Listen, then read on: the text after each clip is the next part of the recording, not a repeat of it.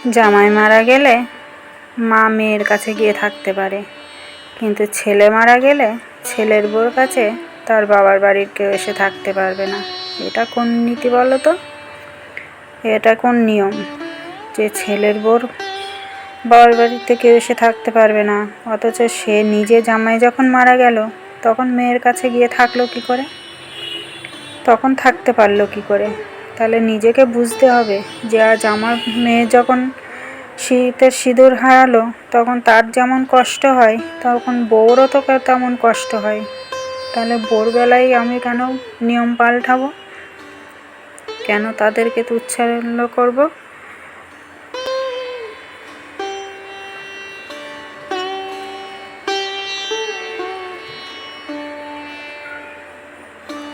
সেই ছেলে কিন্তু সেই জামাই বাড়ির থেকেই জামাই বাড়ির কাজ করে আসতে আসতেই তার দুর্ঘটনাটা ঘটে। তো সেই জামাই বাড়ি সেই সমস্ত খরচ খরচা কিন্তু সেই মরার থেকে জামাই বাড়ির কাজ তুলে দেওয়া পর্যন্ত সেই ছেলেই সব করলো। অথচ যখন ছেলে মারা গেল আমাদের তো আর দেওয়ার ক্ষমতা নেই, আমার বাবার বাড়ির তো আর দেওয়ার ক্ষমতা নেই। সে দিতে পারছে না, আবার সে নাকি সব নিয়ে চলে যাবে, তারা নাকি সব নিয়ে যাবে। তাই এতই মন মানসিকতা ছোট কিসের জন্য সেটাই তো বুঝে পাই না। কেন ছোট হবে এত মন মানসিকতা? তার বাবা মা কি তার কাছে এসে থাকতে পারে না? যে আর স্বামীহারা মেয়েটার পাশে একটু থাকি, কাছে একটু যাই, কাছে গিয়ে একটু থাকি, কেন পারবে না? তার মেয়ের শ্বশুর বাড়িতে তার মেয়ের শ্বশুর শাশুড়ি কেউ নেই বলে, তার কোনো কিছু বলার কেউ নেই বলে সেখানে গিয়ে তুমি মাতব্বাড়ি খাটাতে পারো, অথচ আমার মা বাবা এসে আমার পাশে থাকতে পারবে না। নাকি না সেখানে ছেলে সব করছে বলে ওই জন্য সেখানে মাতব্বাড়িটা বেশিই খাটানো যায়, আর আমার বাবার বাড়ির থেকে তো সেই সব কিছু করতে পারিনি, ওই জন্য তাদের এসে থাকারও অধিকার নেই তাদের মেয়ের কাছে।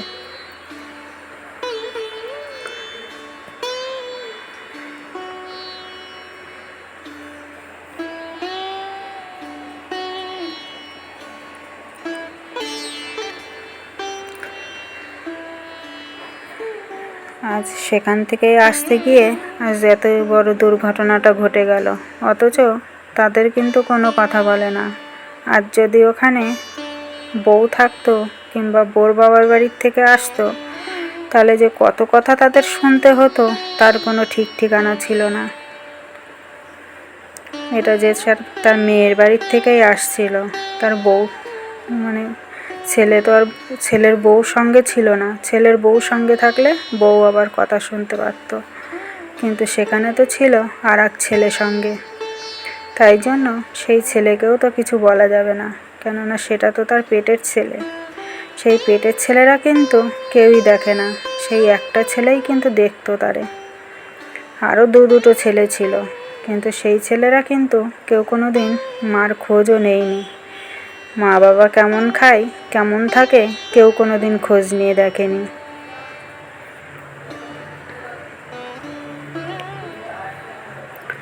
অথচ ছেলে ছিল বলে সেই ছেলের কিন্তু কোনো আঁচ লাগলো না, কিন্তু এক ছেলের কোনো আঁচ লাগলো না, কিন্তু আর এক ছেলে একেবারে তার জীবনটাই শেষ হয়ে গেল। কেন জানি না, এর মধ্যে কোনো কিছু ছিল কি না তাও জানি না,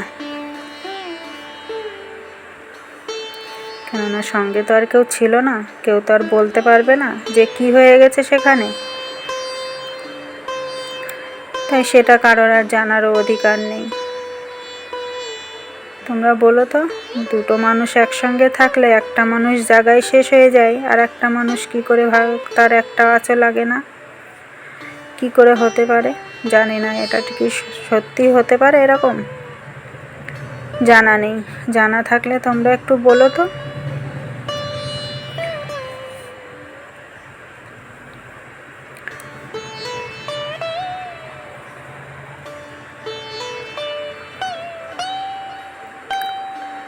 সুপ্রভাত বন্ধুরা, তোমরা সবাই কেমন আছো? আশা করি তোমরা সবাই ভালো আছো। আমরা এই যে আছি, আমাদের চলছে। তো চলে এলাম নতুন একটা ভিডিও নিয়ে। তো মাই লাইফ স্টোরির আমি সোমা। তো তোমাদেরকে সবাইকে স্বাগত জানিয়ে আমি আমার ভিডিওটা এখান থেকেই শুরু করলাম। দেখতে থাকো, জানি না তোমাদের কেমন লাগবে। তো তোমাদের যদি কোনো রকম কোনো প্রশ্ন থাকে করতে পারো। কেউ তো ভিডিও দেখছোই না সেভাবে, জানি না হয়তো ভালো কিছু করতে পারছি না, ভালো করেও কথাও বলতে পারছি না। তো কথা তো বলতে পারি না সেভাবে, যেভাবে বলতে পারি সেইভাবেই বলছি। তোমাদের যদি ভালো লাগে তো তোমরা একটু লাইক কমেন্ট শেয়ার করো আর সাবস্ক্রাইব করে আমার পাশে থেকো। তো আজ ষষ্ঠী, তো আজকে ষষ্ঠীর দিনটাই খুবই মনে পড়ে সেই মানুষটার কথা। আর সেই মানুষটা যেদিন চলে যায়, মানে যেদিনকে অ্যাক্সিডেন্টটা হয় সেদিনকে ছিল কিন্তু দশরা। তো সেই দশরার দিনকে তার এই অ্যাক্সিডেন্টটা হয়।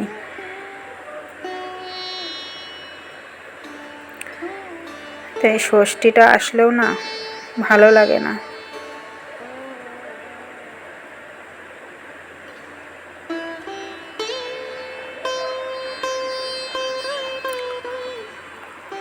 মনটা ভালো লাগে না। এমনিতেই ষষ্ঠীতে প্রতি বছর ষষ্ঠীতে যাওয়ার জন্য করতো যে ষষ্ঠীতে যাবে। তো বাবা হয়তো বলতে পারতো না, তবুও বলতো যে কোনো কিছু দিতে হবে না, আমরা যাব, গিয়ে খাওয়া দাওয়া করে চলে আসবো, আমরাও কিছু দেবো না, ওদেরও কিছু দিতে হবে না। তো এইভাবে বলতো। তারপরে আবার ষষ্ঠীতে যেত, গিয়ে আর সে বছর আর তো ষষ্ঠীতে যাওয়াই হয়নি। তার জামাইবাবু মারা গিয়েছিল, সেখানেই সব কাজকর্ম হচ্ছিল। তো সেই দশরার দিনকেই ছিল খাওয়া দাওয়া। তো সেদিনকে খাওয়া দাওয়া করেই বাড়ি আসছিল, আর ওর বাবাও যায়নি বলে ওর বাবার খাবারটা নিয়ে আসছিল। এটাই হয়তো ছিল কাল, যে শ্রাদ্ধ বাড়ি থেকে খাবার নিয়ে আসছিল।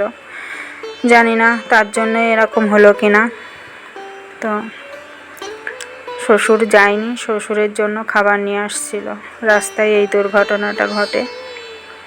আমরা ওখানেই ছিলাম। পরের দিনকে যাবে, যে পরের দিনকে তেরোদশা হবে, পরের দিনকে যাবে।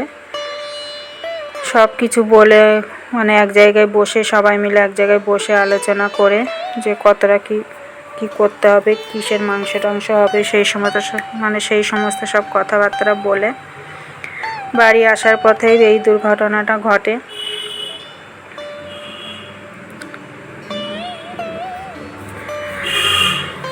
তো দেখো, আমি কিন্তু মাংসটা রান্না করে নিলাম। মাংস বলতে এটা কিন্তু আমাদের ছাট মাংস, মানে ওই খাসির মাথা, ঘিলু, মাথার ওই ঘিলুগুলো, তারপরে তোমার ওই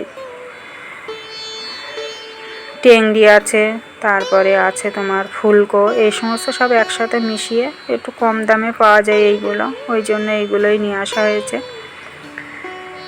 তো খাসির মাংস তো আর খাওয়ানোরও ক্ষমতা নেই।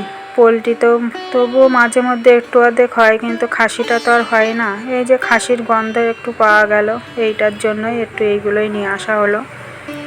তো ওই জন্য ভাবলাম যে না, এইগুলোই নিয়ে আসি, খাসি তো আর এনে খাওয়াতে পারবো না।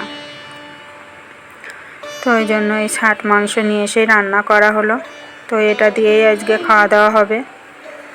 তো দেখো, তারপরে কাজকর্ম সেরে নিচ্ছি, নিয়ে এবার চান করব। তো এই বাসনগুলো মেজে এখনও কটা জামা কাপড় কাচবো। তো জামা কাপড়গুলো কেচে নিয়ে তারপরে চান করব।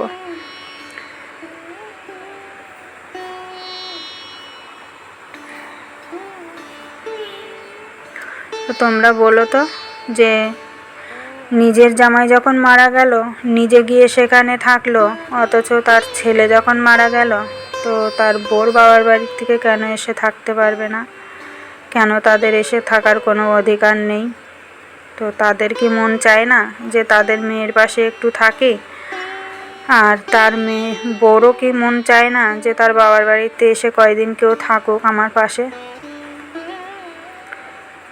তো সেটাই তোমরা একটু বলো, যে এ কোন বিচার, কোন জায়গায় লেখা আছে এমন এই বিচার, যে ছেলে মারা গেলে ছেলের বাবার বাড়ির থেকে, ছেলের শ্বশুর বাড়ির থেকে কেউ এসে থাকতে পারবে না, অথচ জামাই মারা গেলে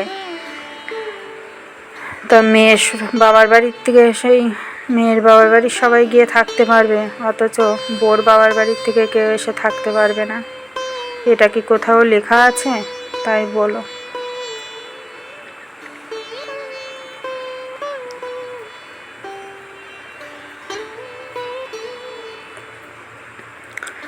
দেখো বাসনগুলো ধুয়ে একেবারে গুছিয়ে রেখে দিচ্ছি।